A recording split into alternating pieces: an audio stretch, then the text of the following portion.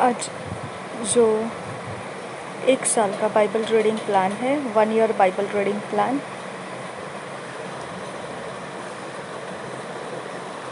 One year Bible reading plan, Revelation 13 chapter 1 to 10 verse, Nahum 1 chapter 2 chapter 3 chapter. एक साल का Bible reading plan, प्रकाशित वाक्य 13 अध्याय 1 से 10 वचन और नाहूम 1 अध्याय 2 अध्याय 3 अध्याय। हम पहले इंग्लिश में किंग्स जेम्स वर्शन में से पढ़ेंगे, फिर हम हिंदी में BSI बाइबल में से पढ़ेंगे।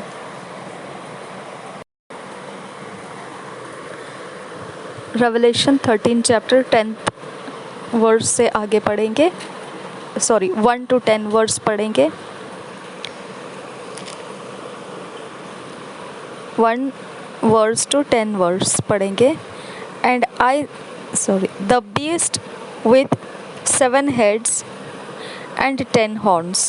And I stood upon the sand of the sea, and saw a beast rise up of the sea, having 7 heads and 10 horns, and upon his horns 10 crowns, and upon his heads the name of blasphemy. And the beast which I saw was like unto a leopard, and his feet were as the feet of a bear, and his mouth as the mouth of a lion. And the dragon gave him his power and his seat and great authority. And I saw one of his heads as it were wounded to death, and his deadly wound was healed, and all the world wondered after the beast. And they worshipped the dragon which gave power unto the beast, and they worshipped the beast, saying, Who is like unto the beast? Who is able to make war with him? And there was given unto him a mouth speaking great things and blasphemies, and power was given unto him to continue 42 months. And he opened his mouth in blasphemy against God, to blaspheme his name, and his tabernacle, and them that dwell in heaven. And it was given unto him to make war with the saints, and to overcome them, and power was given him over all kindreds, and tongues, and nations. And all that dwell upon the earth shall worship him, whose names are not written in the book of life of the Lamb, slain from the foundation of the world. If any man have an ear, let him hear. He that leadeth into captivity shall go into captivity. He that killeth with the sword must be killed with the sword. Here is the patience and the faith of the saints. प्रकाशित वाक्य 13 अध्याय 1 वचन से 10 वचन तक। 2 पशु। तब मैंने एक पशु को समुद्र में से निकलते हुए देखा, जिसके 10 सींग और 7 सिर थे। उसके सींगों पर 10 राजमुकुट और उसके सिरों पर परमेश्वर की निंदा के नाम लिखे हुए थे। जो पशु मैंने देखा वह चीते के समान था, और उसके पाँव भालू के से और मुँह सिंह का सा था। उस अजगर ने अपनी सामर्थ और अपना सिंहासन और बड़ा अधिकार उसे दे दिया। मैंने उसके सिरों में से एक पर ऐसा भारी घाव लगा देखा, मानो वह मरने पर है। फिर उसका प्राण घातक घाव अच्छा हो गया, और सारी पृथ्वी के लोग उस पशु के पीछे पीछे अचंभा करते हुए चले। लोगों ने अजगर की पूजा की, क्योंकि उसने पशु को अपना अधिकार दे दिया था, और यह कहकर यीशु की पूजा की, इस पशु के समान कौन है?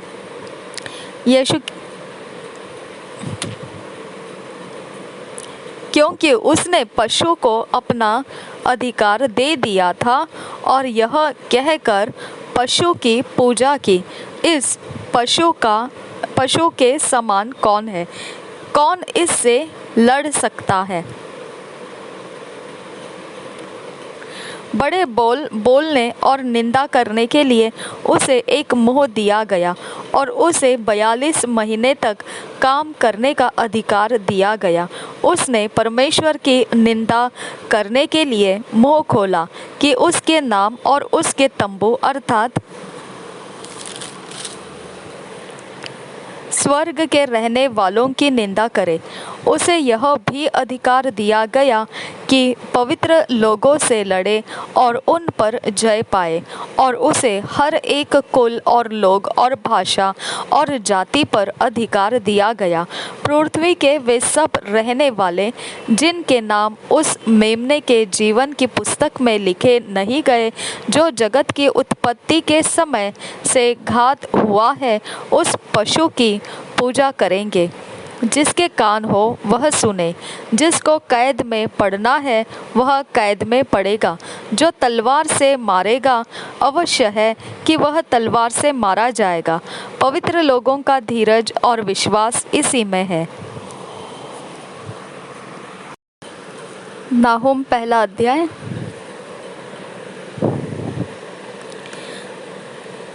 The burden of Nineveh, majesty of God in goodness to his people and severity against his enemies. First verse से पढ़ेंगे chapter 1. The burden of Nineveh, the book of the vision of Nahum the Elkoshite. God is jealous, and the Lord revengeth. The Lord revengeth and is furious. The Lord will take vengeance on his adversaries, and he reserveth wrath for his enemies. The Lord is slow to anger and great in power, and will not at all acquit the wicked. The Lord hath his way in the whirlwind and in the storm, and the clouds are the dust of his feet. He rebuketh the sea, and maketh it dry, and drieth up all the rivers. Bashan languisheth, and Carmel and the flower of Lebanon languisheth. The mountains quake at him, and the hills melt, and the earth is burned at his presence. Yea, the world and all that dwell therein. Who can stand before his indignation, and who can abide in the fierceness of his anger? His fury is poured out like fire, and the rocks are thrown down by him. The Lord is good and a stronghold in the day of trouble, and he knoweth them that trust in him. But with an overrunning flood he will make an utter end of the place thereof, and darkness shall pursue his enemies. What do ye imagine against the Lord? He will make an utter end. Affliction shall not rise up the second time. For while they be folden together as thorns, and while they are drunken as drunkards, they shall be devoured as stubble fully dry. There is one come out of thee that imagineth evil against the Lord, a wicked counselor, thus saith the Lord. Though they be quiet and likewise many, yet thus shall they be cut down. When he shall pass through, though I have afflicted thee, I will afflict thee no more.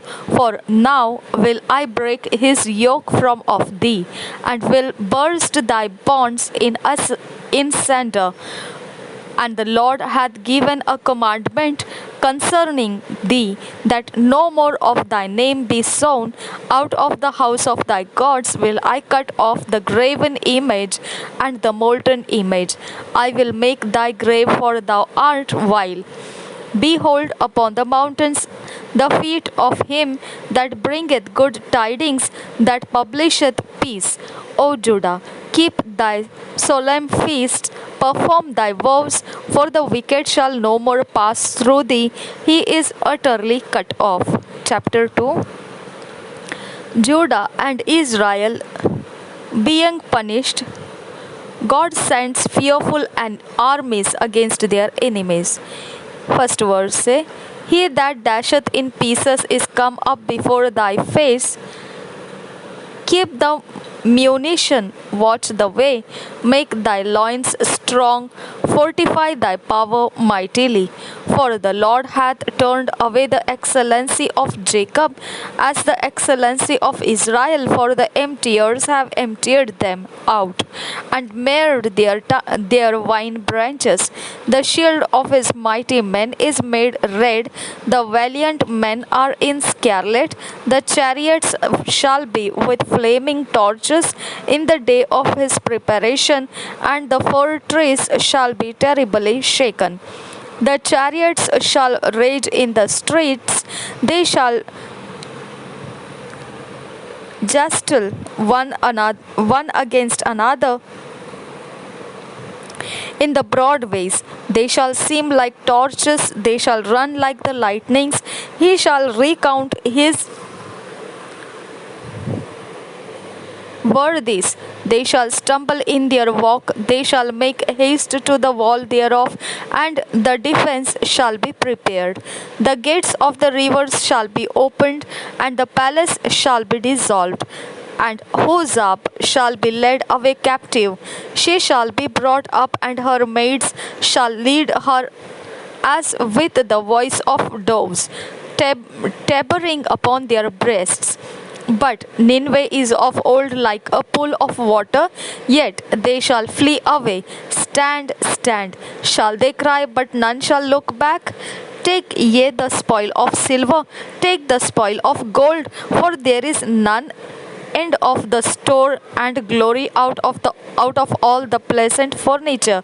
She is empty and void and waste, and the heart melteth, and the knees smite together, and much pain is in all loins, and the faces of them all gather blackness. Where is the dwelling of the lions, and the feeding place of the young lions? Where the lion, even the old lion, walked, and the lions whelp, and none made them afraid. The lion did tear in pieces enough for his whelps, and strangled for his lionesses, and filled his holes with prey, and his dens with ravine. Behold, I am against thee, saith the Lord of hosts, and I will burn her chariots in the smoke, and the sword shall devour thy young lions, and I will cut off thy prey from the earth, and the voice of thy messengers shall no more be heard. Chapter 3. Miserable ruin of Nineveh. First verse से पढ़ेंगे. Woe to the bloody city! It is all full of lies and robbery. The prey departeth not, the noise of a whip, and the noise of the rattling of the wheels, and of the prancing horses, and of the jumping chariots. The horseman lifteth up both the bright sword and the glittering spear, and there is a multitude of slain, and a great number of carcasses, and there is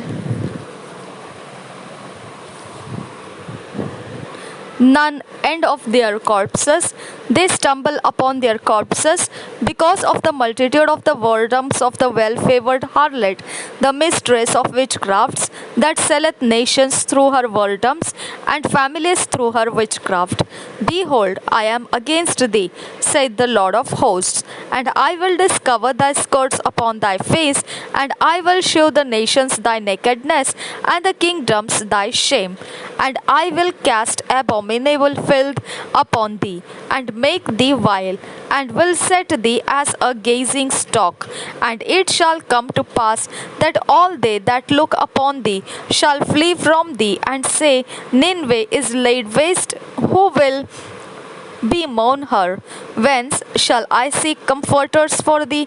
Art thou better than Populus?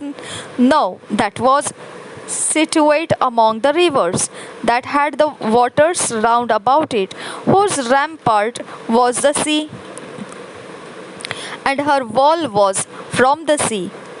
Ethiopia and Egypt were her strength, and it was infinite.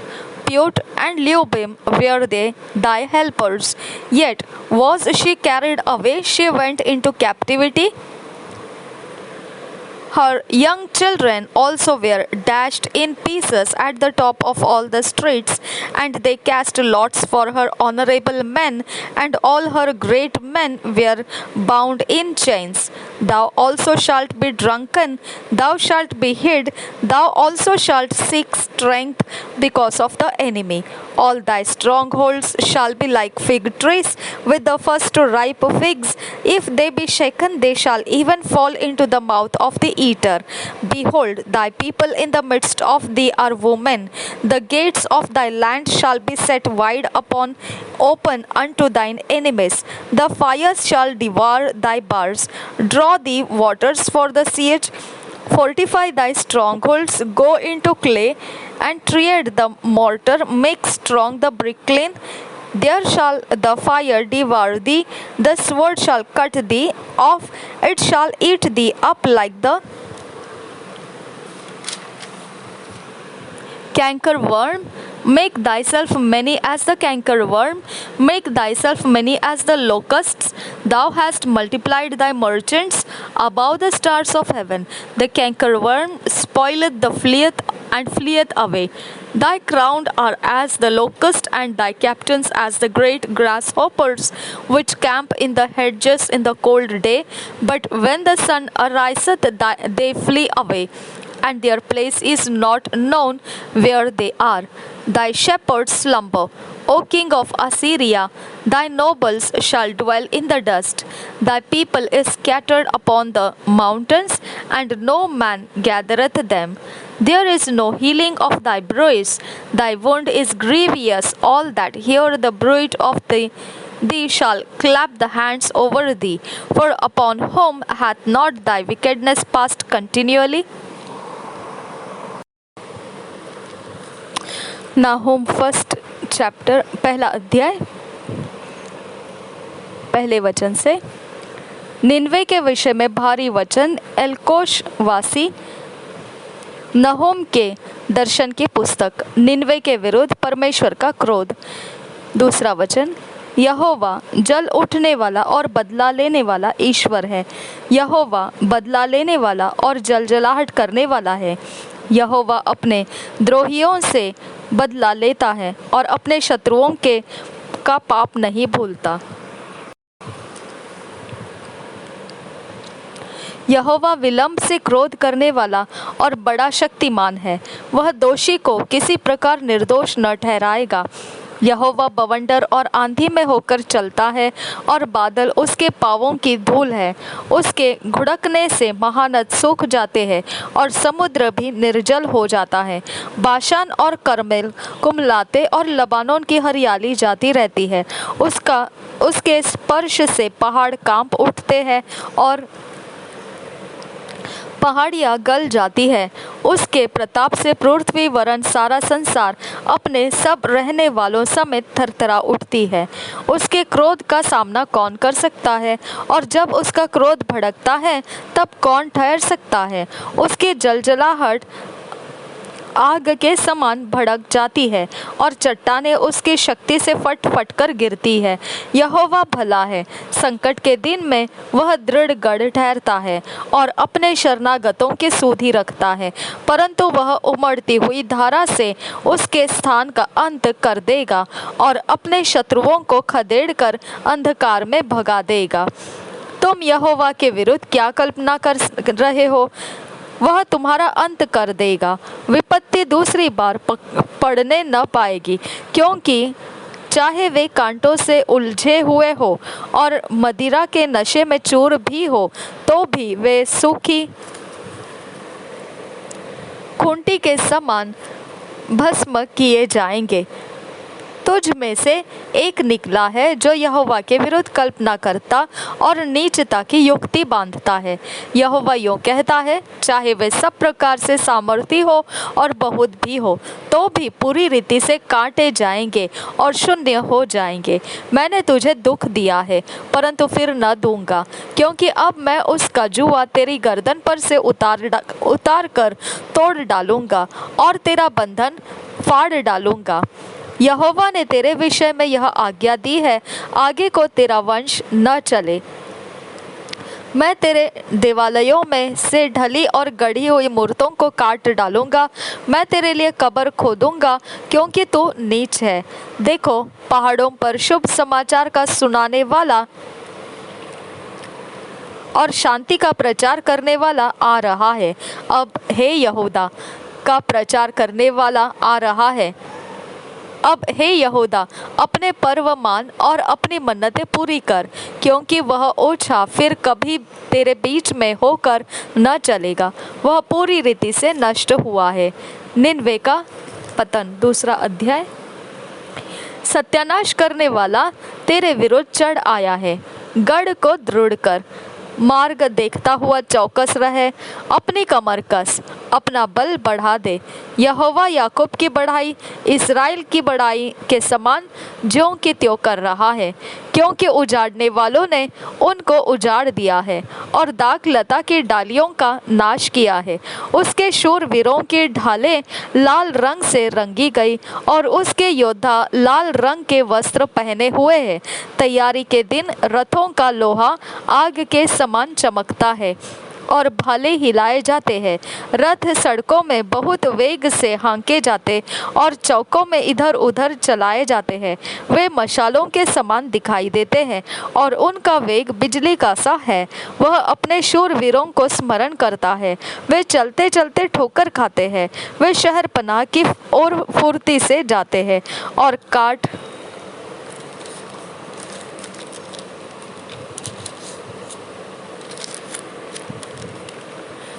का गुम्मट तैयार किया जाता है। नहरों के द्वार खुल जाते हैं और राजभवन गल कर बैठा जाता है। हुसेब नंगी करके बंधुआई में ले ली जाएगी और उसकी दासियां छाती पीटती हुई पिंडकों के समान विलाप करेगी।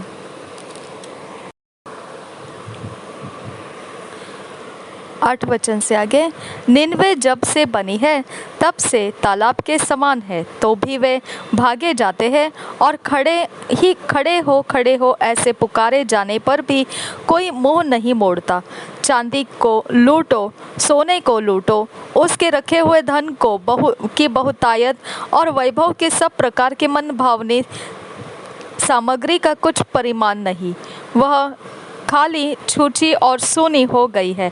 मन कच्चा हो गया और पांव कांपते हैं और उन सबों की कटियों में बड़ी पीड़ा उठी और उन सबों के मुख का रंग उड़ गया है।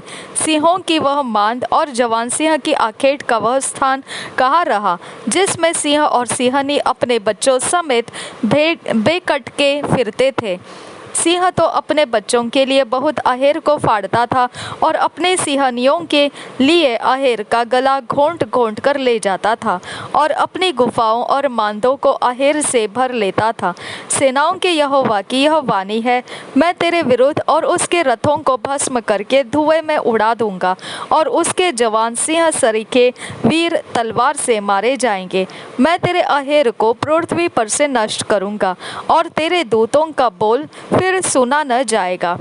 हाय उस हत्यारी नगरी पर, वह तो छल और लूट के धन से भरी हुई है।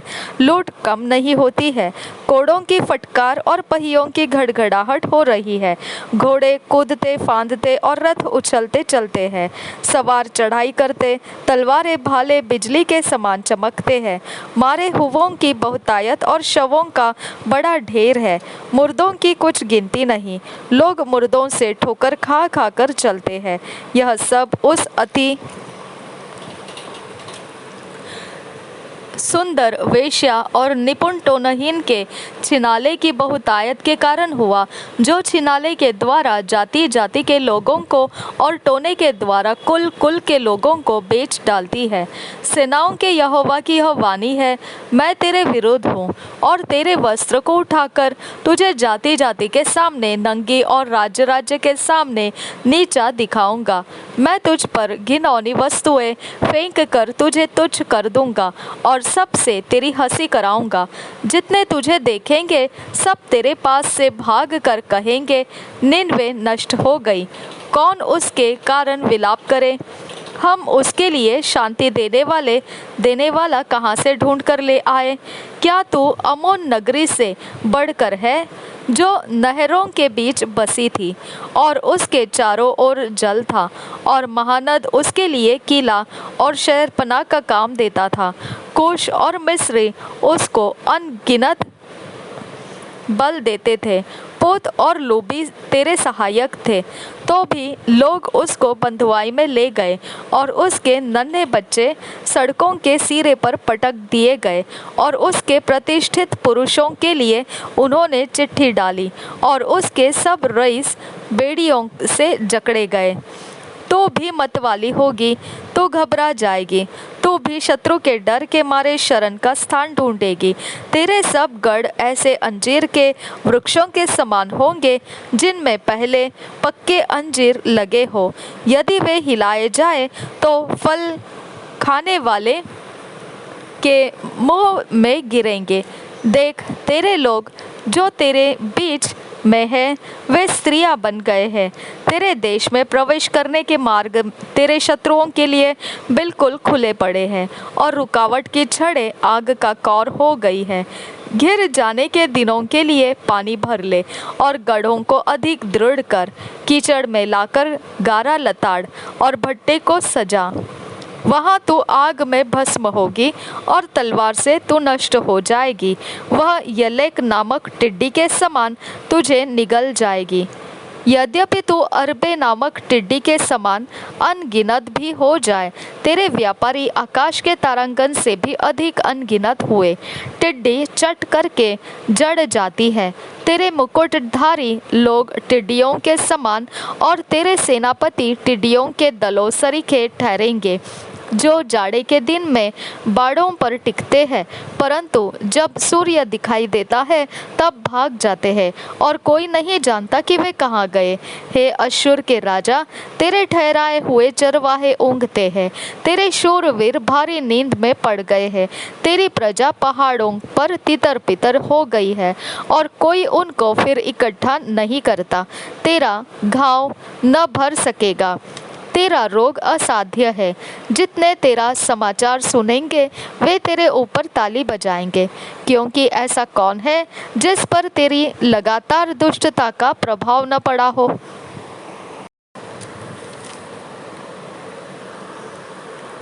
2 years बाइबल रीडिंग प्लान, 2 साल का Bible reading plan. Revelation 17 chapter 1 to 10 verse. Haggai 1 chapter. प्रकाशित वाक्य 17 अध्याय 1 से 10 वचन, और हग्गाई 1 अध्याय। हम पढ़ेंगे इसे। पहले हम किंग्स जेम्स वर्शन में से पढ़ेंगे इंग्लिश में, और फिर हम हिंदी में BSI बाइबल में से पढ़ेंगे। Revelation 17 chapter 1 to 10 verse. The woman arrayed in purple and scarlet, and there came one of the 7 angels which had the 7 vials, and talked with me, saying unto me, Come hither, I will shew unto thee the judgment of the great war that sitteth upon many waters, with whom the kings of the earth have committed fornication, and the inhabitants of the earth have been made drunk with the wine of her fornication. So he carried her away in the spirit into the wilderness, and I saw a woman sit upon a scarlet colored beast, full of names of blasphemy, having 7 heads and 10 horns. And the woman was arrayed in purple and scarlet color, and decked with gold and precious stones and pearls, having a golden cup in her hand, full of abominations and filthiness of her fornication.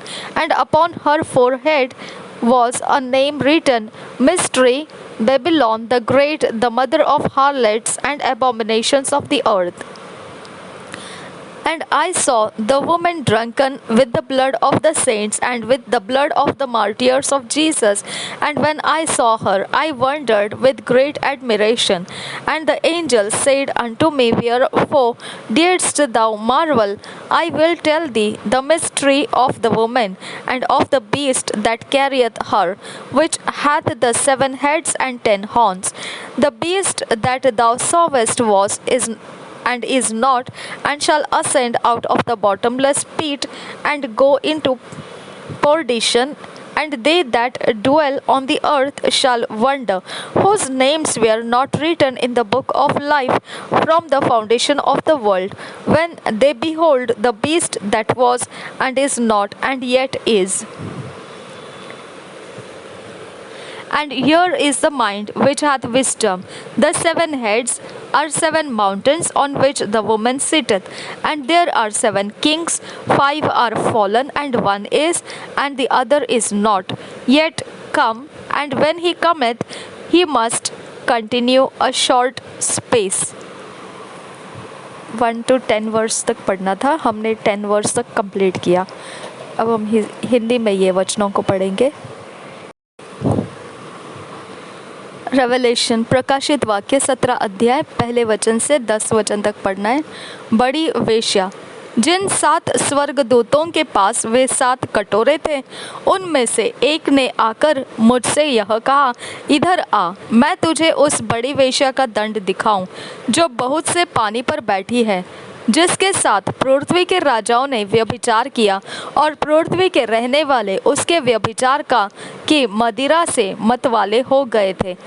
तब वह मुझे आत्मा में जंगल को ले गया, और मैंने लाल रंग के पशु पर, जो निंदा के नामों से भरा हुआ था और जिसके 7 सिर और 10 सींग थे, एक स्त्री को बैठे हुए देखा।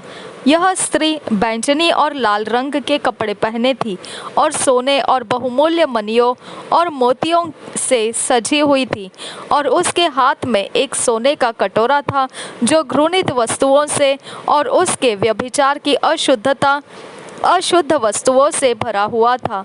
उसके माथे पर यह नाम लिखा था, भेद, बड़ा बेबीलोन, पृथ्वी की वेश्याओं और घृणित वस्तुओं की माता। मैंने उस स्त्री को पवित्र लोगों का लहू और यीशु के गवाहों का लहू पीने से मतवाली देखा। उसे देखकर मैं चकित हो गया।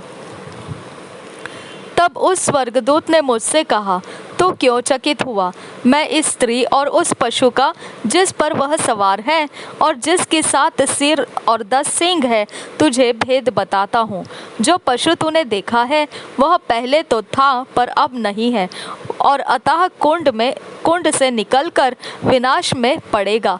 और पृथ्वी के रहने वाले, जिनके नाम जगत की उत्पत्ति के समय से जीवन की पुस्तक में लिखे नहीं गए, इस पशु की यह दशा देखकर कि पहले था और अब नहीं है और फिर आ जाएगा, अचंभा करेंगे।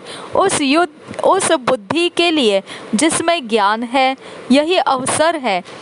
ये 7 सिर 7 पहाड़ है, जिन पर वह स्त्री बैठी है। वे 7 राजा भी है, 5 तो हो चुके हैं और एक अभी है, और एक अब तक आया नहीं, और जब आएगा तो कुछ समय तक उसका रहना भी अवश्य है।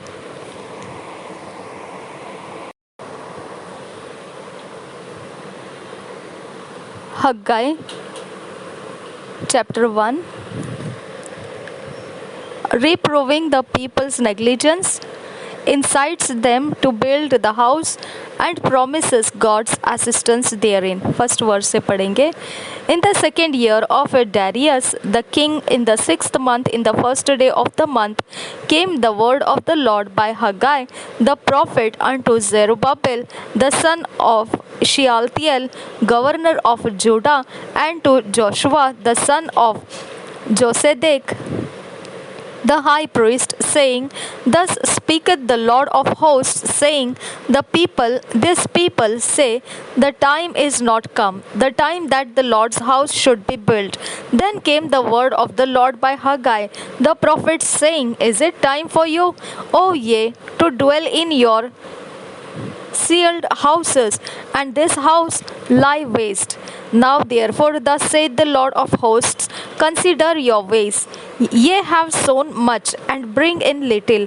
Ye eat, but ye have not enough. Ye drink, but ye are not filled with drink. Ye clothe you, but there is none warm. And he that earneth wages earneth wages to put it into a big bag with holes. Thus saith the Lord of hosts, consider your ways.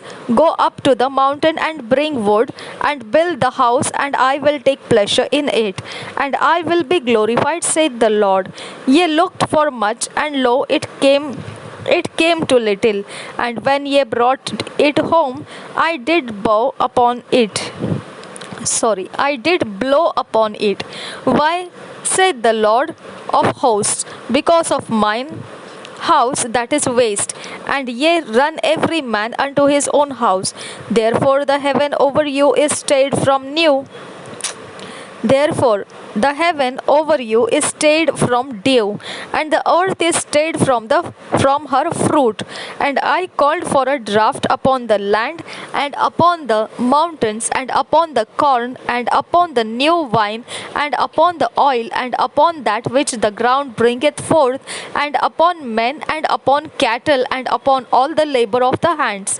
Then Zerubbabel the son of Shealtiel, and Joshua the son of Josedek the high priest, with all the remnant of the people, obeyed the voice of the Lord their God, and the words of Haggai the prophet, as the Lord their God had sent him, and the people did fear before the Lord. Then spake Haggai the Lord's messenger in the Lord's message unto the people, saying, I am with you, saith the Lord.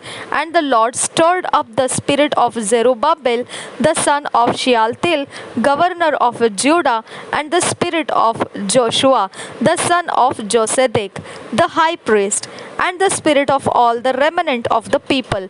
And they came and did work in the house of the Lord of hosts their God, in the 24th day of the 6th month, in the 2nd year of Darius the king.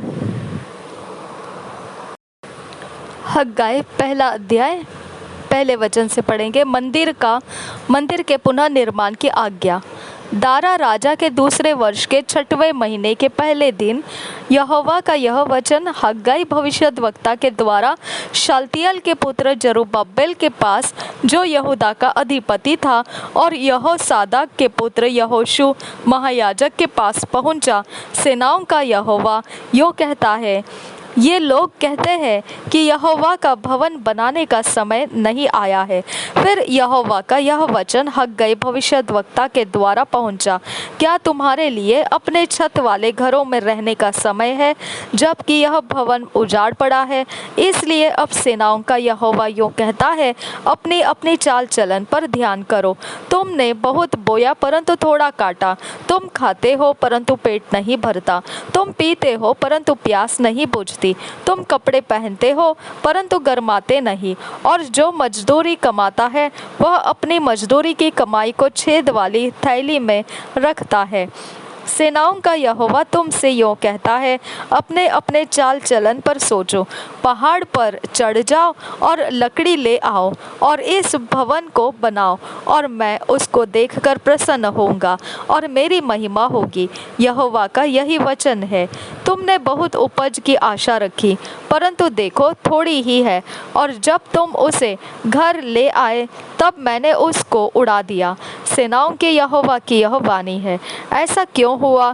क्या इसलिए नहीं कि मेरा भवन उजाड़ पड़ा है और तुम में से प्रत्येक अपने अपने घर को दौड़ा चला जाता है? इस कारण आकाश से ओस गिरना और पृथ्वी से अन्न उपजना दोनों बंद है। मेरी आज्ञा से पृथ्वी और पहाड़ों पर, और अन्न और नए दाखमधु पर, और ताजे तेल पर, और जो कुछ भूमि से उपजता है उस पर, और मनुष्यों और घरेलू पशुओं पर, और उनके परिश्रम की सारी कमाई पर भी अकाल पड़ा है। लोगों द्वारा परमेश्वर की आज्ञा मानना। 12 वचन से आगे। तब शालतियल के पुत्र जरुब्बाबेल और यहोसादाक के पुत्र यहोशू महायाजक के ने सब बचे हुए लोगों से समेत अपने परमेश्वर यहोवा की बात मानी, और जो वचन उनके परमेश्वर यहोवा ने उनसे कहने के लिए